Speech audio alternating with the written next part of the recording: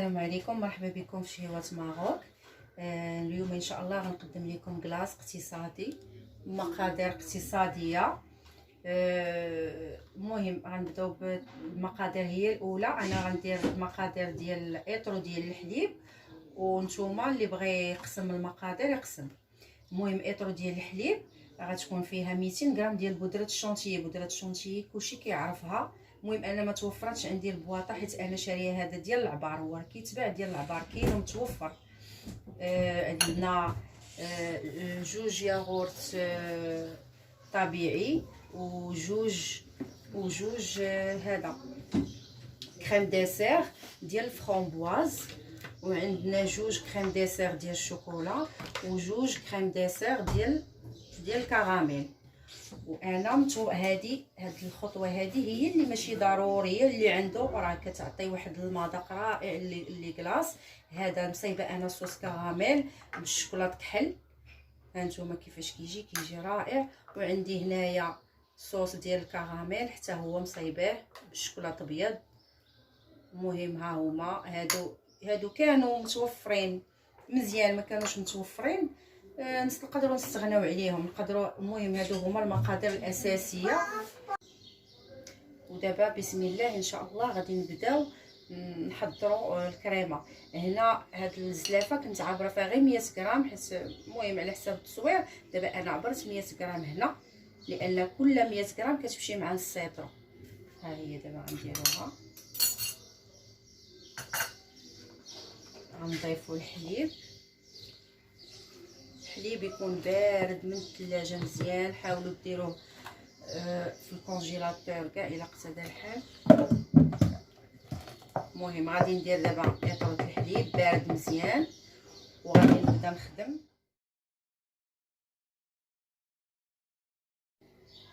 دابا انا قسمت الكميه على جوج ديال الطاسات، حيت جاتني الكميه كبيره، قسمتها على جوج. دابا غادي نخدمهم بجوج، وغادي نعاودو نتلاقاو باش نكملوا ان شاء الله. دابا من بعد ما كملت الطراف ديال الكميات بجوج، ها هما طلعوا. المهم هذا ملي كيبداو يبانوا لكم الرجلين ديال الباطوق كيتطراساو في الكريمه، عرفوها راه طلعات. المهم ما تطلعش حتى توقف كامله باش يجيكم الكلاص رطب وزوين. المهم دابا غادي نقسم على حساب النسمات اللي بغيت، كل واحد وغينسم باللي بغا. المهم انا غنعطيكم اليوم افكار، وانتم كل وحده غادي دير داكشي اللي بغات. ودابا من بعد ما قسمت الكميه ديال الكريمه اللي طلعت لي تحصلت عليها، قسمتها على 4. ضفت هنايا واحد الديسير كراميل، وغنزيد الثاني. هاد الديسير كراميل كيعطي مذاق زوين في كلاص. وغنزيد هاد الصوص كراميل اللي كنت قلت لكم المره الاولى.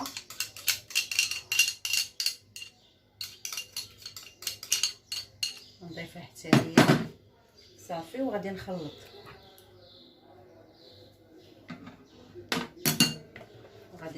هكا نخلط غير بشويه من الفوق لتحت، وحنا غاديين حتى نكملوا. ها هو دابا تحصلنا على كلاص مذاق كيبان مزيان، كلاص بمذاق الكراميل.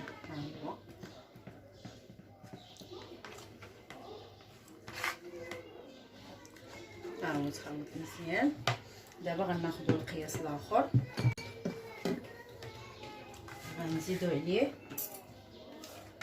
ديسير شوكولا الاول. انا هنا حيت دوبلت المقادير، درت ايطرو الحليب، درت جوج ديال ديسير شوكولا وجوج ديال هذا، وقسمت غير على 4. تقدروا نتوما تقسموا ديروا غير ايطرو الحليب، وديروا 100 غرام ديال الشونتيي، غبره الشونتيي، وتقسموا على 4 مازال. وكديروا غير واحد ديال كريم ديسير شوكولا وكريم ديسير كراميل. هذا انا حيت عزيز عليا الشوكولاط، غادي ندير هذا القياس كامل. كيجي بمذاق الشوكولا رائع زوين صافي هادو هما المقاطع. ناخدو اي سباتيو نخدمو بها، هذا حتى هو غادي نخدموه مزيان من التحت للفوق.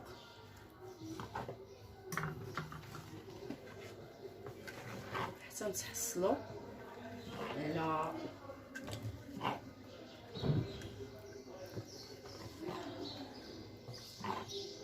على كلاص مذاق الشوكولات.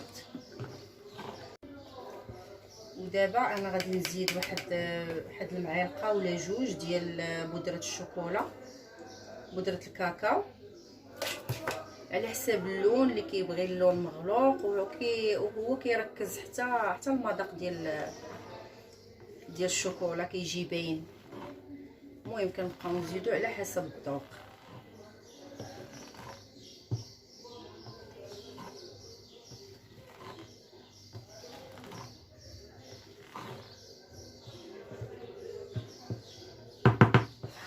انا غادي نخدم الباطور في هذه المرحله، لان بودره الشوكولا ما كتعطيش، خاصها تخدم مزيان. وغنزيد واحد شويه.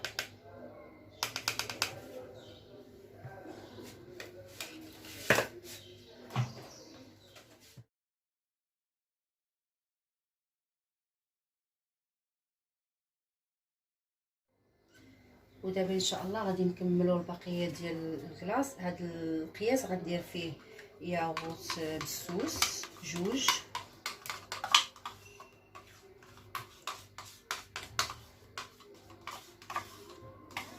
غندير جوج ياغوت بالسوس. واللي بغى في هذه المرحله يضيف اما فاني ليكيد ولا يعني بودغ، المهم اللي توفر. اللي ما بغاش ماشي مشكل. وكتضيفوا شويه ديال بيبيت شوكولا. انا عندي هاد بيبيت شوكولا كنضيف واحد شويه، كيبغيو الدراري الصغار نخلطوا مزيان. هاد ياغوت مسوس راه في ساعه كيتخلط، لانه حتى هو داير بحال الكريمه، في ساعه كيتخلط. نزيدو شويه بيبيت شوكولا. صافي وحنا تحصلنا على كلاص بالسماء، كلاص بالفاني عادي وبالبيبيت شوكولا. دابا هنا في هذه المرحله زدنا القياس اللي بقى لنا الاخير، زدت فيه هذا كريم ديسير بلاغوم ديال الفرامبواز. ها هو الثاني، درت الاول وها هو الثاني.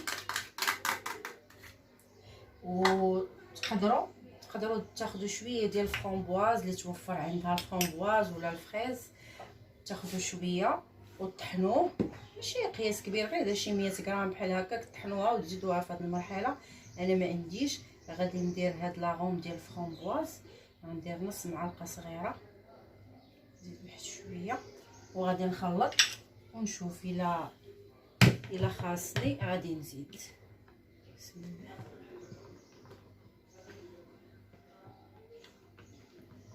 هذا بلاغوم ديال الفرامبواز حتى هو كيجي زوين، ولا كان الفرامبواز نيت هو كيتطحن وكيدار، اولا الفريز، ولا ديروا الفريز اللي توفر عندها الفريز، طحنوا وضيفوا وتزيد عليه حتى شويه هاد لاغوم ديال الفرامبواز، راه كتجي رائعه، كتجي زوينه.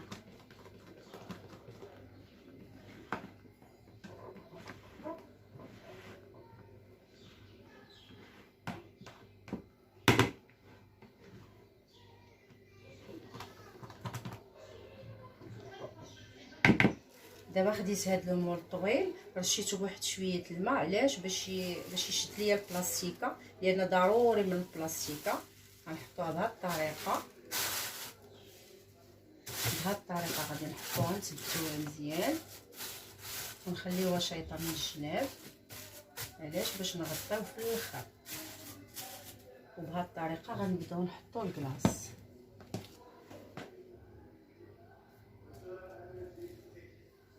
مثلا غنحطو كحل ديال الشوكولا، نحطو حداه بيض،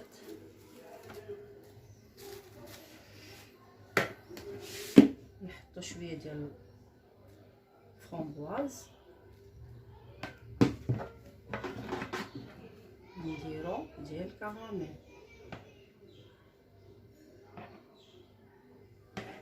هكذا نبقاو نخلفو الالوان كاملين.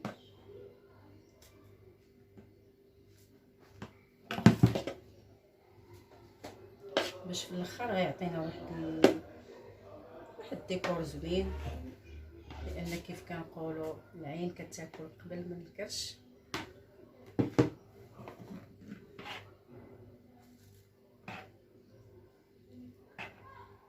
وغنبقاو نحطو هكا نخلفو اللون حتى الاخر. مثلا هنا درنا الشوكولا، نديرو فوق منه ابيض،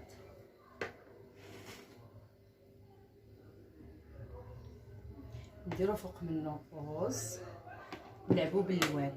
هنا درنا ابيض، غنديرو فوق منه الشوكولا، وهكذا حتى نكملو القياس كامل ديال الكلاص لحد اللي غادي يشد لينا، لحد القياس ديال المول.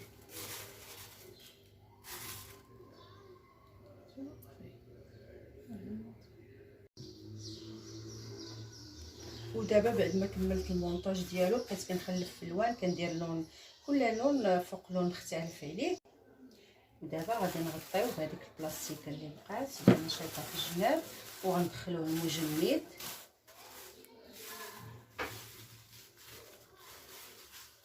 هكذا، نغطيو مزيان باش ماشي نرفد المجمد صافي. وها هو المهم، انا ها هو القياس اللي شاط ليا، يعني باقي ليا قد هذاك اللي درت في لومون ولا اكثر منه. هو هذا القياس اللي بقى ليا. غادي نمونطيه في واحد لومون اخر، وان شاء الله غادي نشوفوه جميع في التقديم النهائي. من بعد ما كملنا المونطاج ديال الكلاص، ها هو القياس اللي بقى لينا، درتو في هذا المول على شكل ديال السيليكون على شكل ورده، وهذا هو القياس اللي بقى ليا، درتو هنايا في طاسه. هذا نقدروا ناخذوه نديروه دي بول هكايا في الكيسان ونقدموه بالصحه والراحه. ودابا بعد ما بيتنا الكلاص ديالنا في المجمد، هذا هو الشكل النهائي ديالو. بالنسبه لهاد ليفيغين هزيت بالمعلقه، هزيتهم بالمعلقه ديال الكلاص. واللي ما عندوش معلقه ديال الكلاص يستعمل ديك المغرفه القديمه ديال زمان ديال الحريره ويهز بها لي بول. انا زينته غير بدانيت كراميل، ما بقاش عندي داك الصوص اللي كنت درت، هو ودانيت شوكولا. ها هو كتشريو غير واحد ديال الدرهم ولا كتستغناو عليه. ودرت هاد السيجار هادو، ودرت لي بيبيت شوكولا. وهاد السيجار راه هذا كيتباع بدرهم، كيتباع غير بدرهم. يعني تقدري تقسميه حتى على 3 على حساب 3 ليفيغين، ولا تقسميه على 2 على حسب اللي بغيتو. وبالنسبه لهذا انا خليته هكا بالشكل ديالو، جا على شكل ورده. ما عرفتش واش كيبان لكم ولا ما كيبانش، كيبان مزيان. وبالنسبه لهذا خليته سامبل ودرت ليه لي بيبيت شوكولا في الجناب. ودابا غادي نقطع معكم طريف باش تشوفوا كيفاش كيجي. ودابا بعد ما قطعت الطريف ديال الكلاص كيجي بهذا الشكل. هذا هو الشكل النهائي ديالو، راه كيجي رائع وزوين. واللي عجبو لا فيديو يضغط على صابوني وعلى لايك وبارطاجي مع الاهل والاحباب، وبالصحه والراحه.